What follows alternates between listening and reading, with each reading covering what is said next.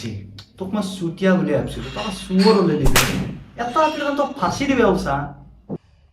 য'ত নেকি 399 কোটি 22,33,116টা আপি এই সংসাৰত আছে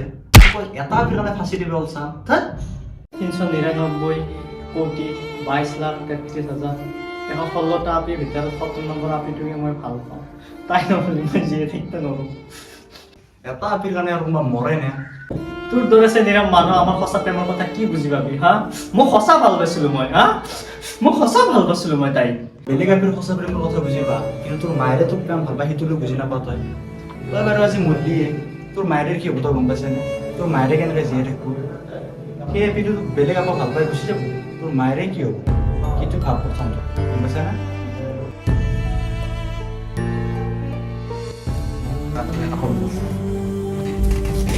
চাওঁ ভাই ভাল লাগা আৰু ভাল পোৱাৰ মাজত পাৰ্থক্য আছে তাইক তোৰ ভাল লাগিছিল কিন্তু মায়েৰে তোক ভাল পায় গম পাইছেনে